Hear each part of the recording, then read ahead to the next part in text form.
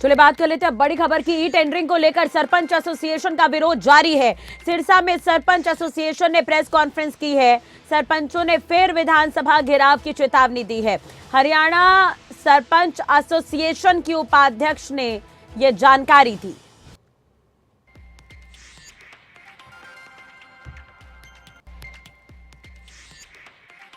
वो जो कल सीएम साहब ने जो प्रेस कॉन्फ्रेंस की है कि जो सरपंचों को उनके अधिकार देने का जो उन्होंने काम किया है, तो ये जो सीएम साहब ने जो प्रेस में बोला है ना, ये हमारी मांगे नहीं थी। हमारी जो मेन मांगे थी 73वें संशोधन के अंदर 11वीं सूची के पूर्ण 29 अधिकार थे, उनकी मांग थी। और उनका जहाँ तक लग रहा है कि इसके अंदर कोई चर्चा नहीं है।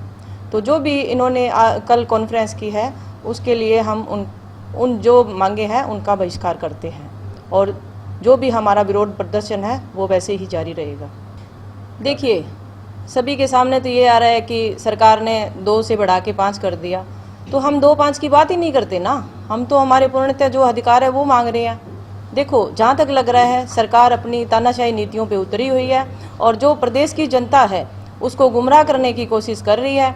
तो मैं आपके माध्यम से सरकार को ये बता देना चाहती हूँ कि ये अपने जो तौर तरीके हैं वो ना आजमाए, क्यों जो देश की जनता है ना वो समझ चुकी है कि अपने जो भी हमारे अधिकार है वो छीन कर अपने चहेतों को देने का काम कर रही है। तो ये जो आम ग्रामीण है वो कोई भी बर्दाश्त नहीं करेगा। और रही बात कल की, हम कल 17 का विधानसभा का घेराव कर रहे हैं, उसके अंदर बहुत भारी संख्या में लोग जुड़ने वाले हैं हमारे साथ। देखिए, हमारी जो मांगे थी वो मेन मांगे यही है कि जो हमारे 29 अधिकार हैं वो पूर्ण रूप से हमें दिए जाए। वैसे ही रहेगा? हाँ जी, हमारा जो भी है घेराव का है और विरोध प्रदर्शन है हमारा वैसे ही जारी रहेगा। और हम जो भी है सरकार की जो भी है कूटनीतियों पे उतरी है, हम उनका झुका के ही रहेंगे। किसी हद तक हम पीछे नहीं हटेंगे।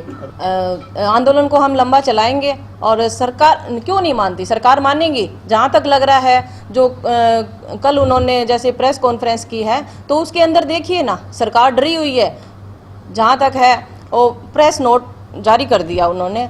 इसमें हमारी मीटिंग हुई थी, जैसे 9 और 10 तारीख की मीटिंग थी, उसके अंदर हमारी कोई सहमति नहीं हुई।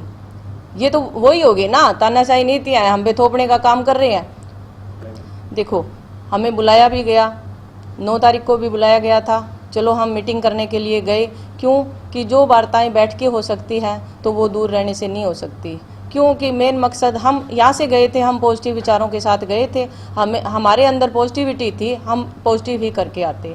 पर जो हमारी मांगे थी उन पे जो सीएम साहब ने गौर नहीं किया। और फिर भी कोई भी ई टेंडरिंग की आज बात कर रहे हो आप, ई टेंडर की भी बातें बहुत लंबी चली थी, तो जो अधिकारी बैठे थे उनके पास जवाब नहीं था। हमने क्वेश्चन किए, उसके जवाब नहीं थे। हमने ये भी कहा था कि जो सरपंच काम करता है उस पर विश्वास क्यों नहीं किया जा रहा है। आप ई टेंडर पे विश्वास करते हो तो एक साइड सरपंच को दीजिए और एक साइड आप ई टेंडर से काम करवाइए, और उसके अंदर जो गुणवत्ता आती है उसका देख लीजिए आप। और सरकार विश्वास क्यों नहीं करती? सरपंच पे भी विश्वास करना चाहिए। और फिर भी हमने ये भी बोला था कि आप हमें 1 साल के लिए ये काम दीजिए, उसके बाद में भी फिर आपको जैसे हमारे सरपंच के काम में गुणवत्ता नहीं नजर आती है तो 1 साल के बाद आप 2 लाख की क्या पूरा जो 0 से स्टार्ट कीजिए, ई टेंडर लागू कर दीजिए। हम इसके साथ सहमत हैं।